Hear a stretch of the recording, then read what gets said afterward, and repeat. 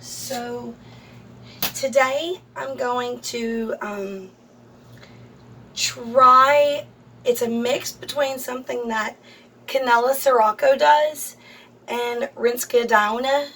I believe I pronounced her last name right. It's a mix between what these two ladies do.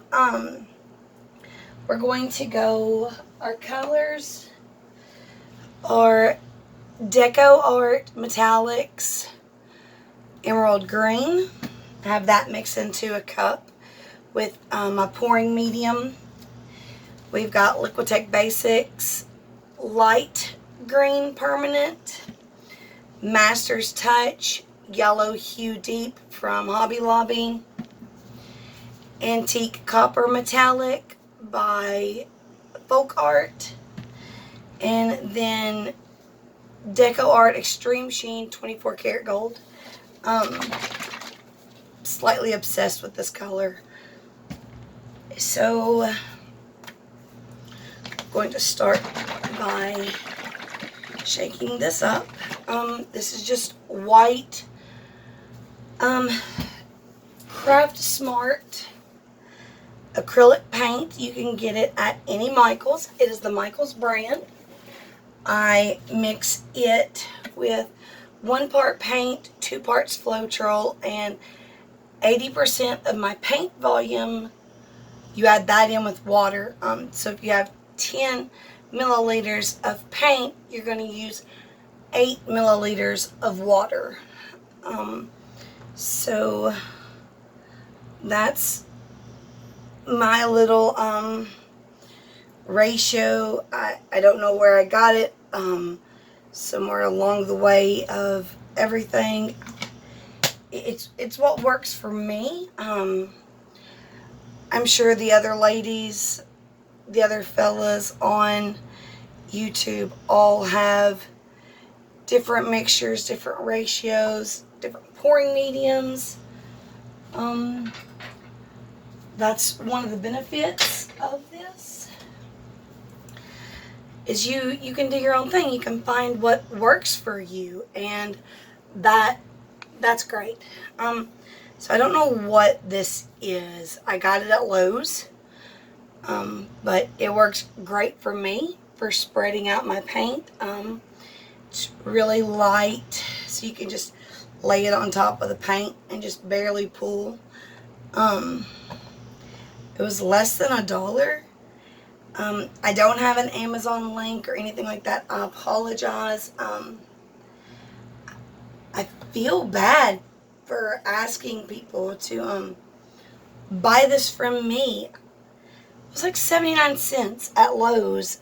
Any home store, okay, not anyone, anyone that you can buy paint, drywall, things like that. Any one of those will have this, because I think it's to fix drywall. Like, I don't know. I'm not a home decor person, but you can find it. If not, please post so in the comments. I will do my best to find it and post a link so that you can get it if you don't have access to it. Just checking to see if there's any. Sometimes your Floetrol will get a blob or two in it. See, so I try to strain my Floetrol, but I am human. I do make mistakes, and you roll with it.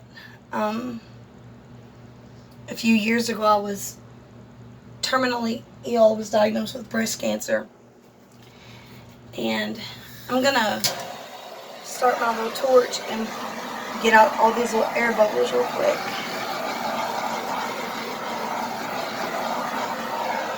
A few years ago, I was diagnosed with breast cancer, and I started really suffering from anxiety because of that, and this has really helped me to, painting has helped me to stop taking the medication. And it's helping me to learn to cope with all of the good and the bad and everything. So I'm going to start. What happens is whenever you pour paint in, the color that you pour first is the color you see the least of. So while I love this antique copper, I'm going to pour it down first because I want it to be in the background. Then I'm going to put the DecoArt metallic green over top. Get these out of my way.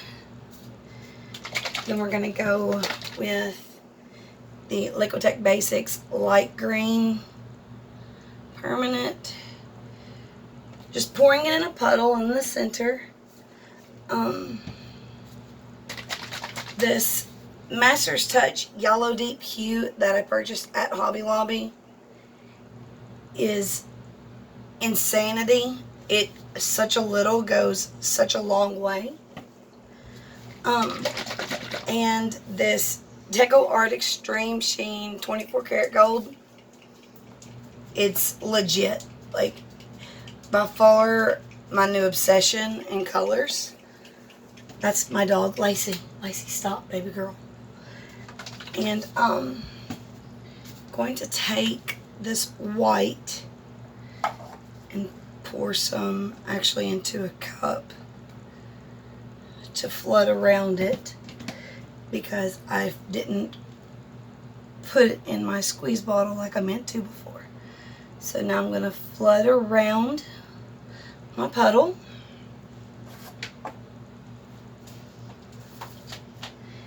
Everything out of the way. Now I'm holding my hairdryer upside down so that way the cord doesn't get in it, and what I'm going to do is blow at an angle, not like this, but kind of at a slight angle, to allow the paint to go over, the white paint to go over the colored paint.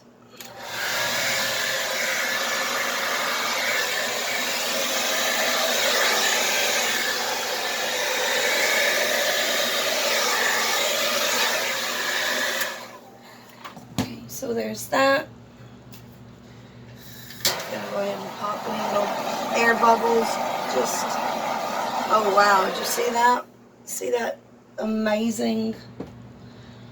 Okay, so now here goes. I'm gonna go this way, and then this way, and then maybe this way. Alright, let's see.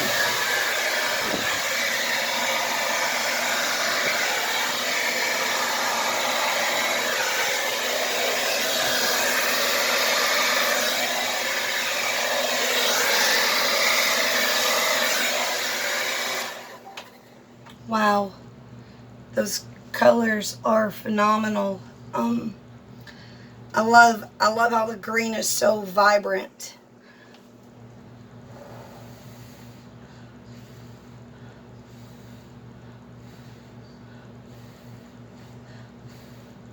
I want to keep some of the negative space in there. See this? You can see some of the antique copper.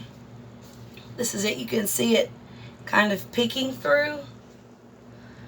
And that's what I was saying, whenever you layer them, whatever color you want the hint of is what needs to go on the bottom, so that way you get the hint of it. That's something I learned through trial and error.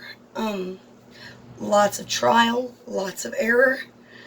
I'm touching over here to get some of the ghosting of the green up, because like I said, I'm wanting a little bit of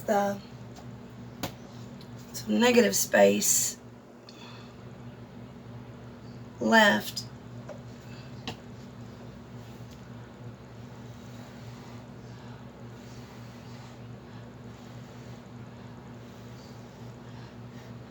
I say that and then I blow it right back where it was.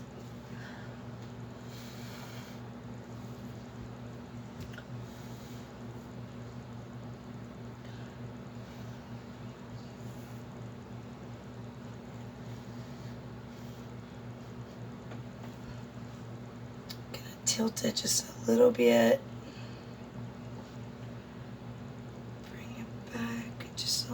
bit. Okay, I think I'm actually not, I'm not thrilled with this, so I'm going to get a popsicle stick and a cup. And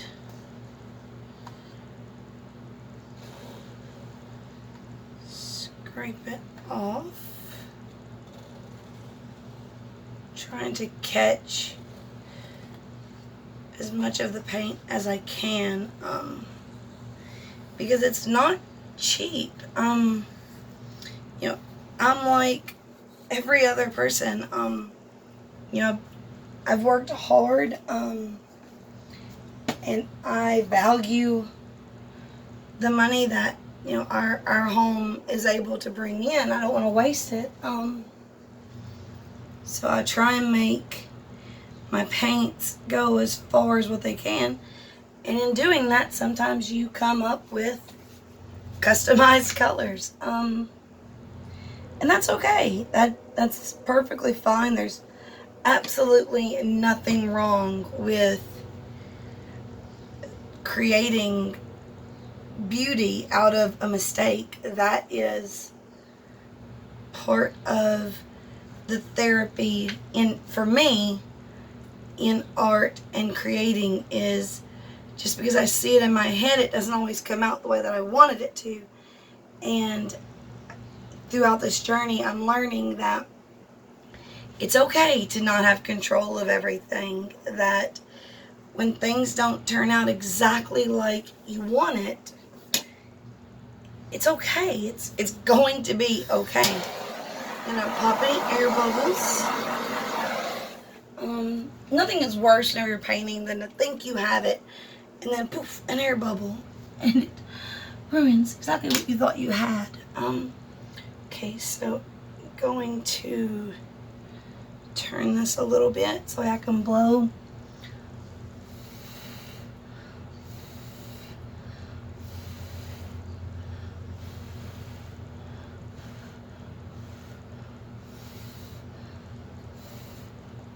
My shirt is about to get into it. I'm going to turn this way.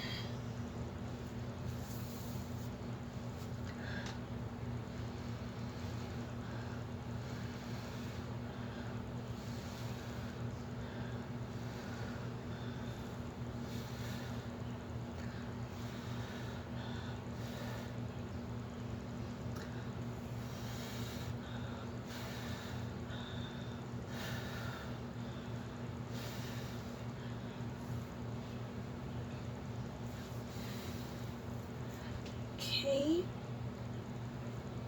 I'm going to tilt it a little bit. Going to undo that because I almost instantly didn't like the way that did. I'm going to move over here. Oh, sorry, girl.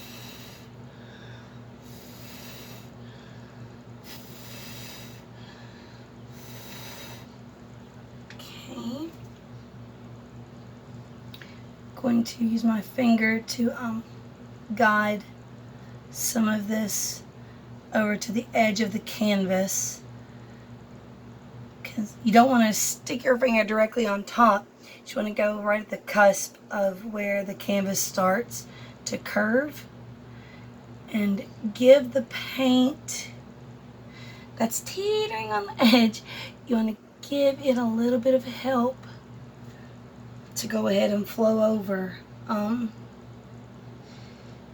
It will make your edges smooth. It'll bring some continuity of your painting over. Really is just one of those things that you learn as you go. You you don't know to do it, so you don't do it. And then you look at your canvas and you're thinking, well, what's wrong? What's off? What is it that I don't like? And you piece it together. So hopefully that helps somebody. I know it would have saved me a whole lot of trouble if someone had just taken time to explain the whys of needing to do it.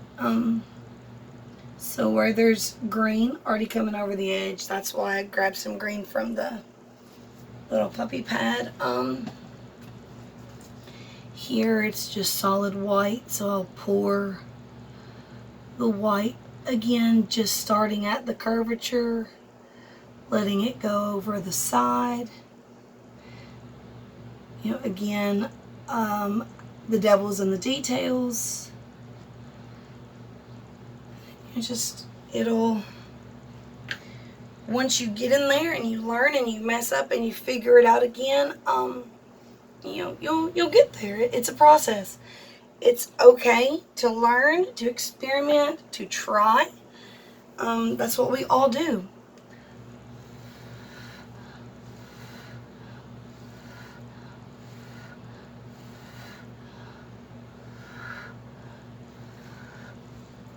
Okay, so that's it, guys. I'm gonna take these gloves off, grab the camera, and bring you down so you can get a good look at some of the cell action that we got going on.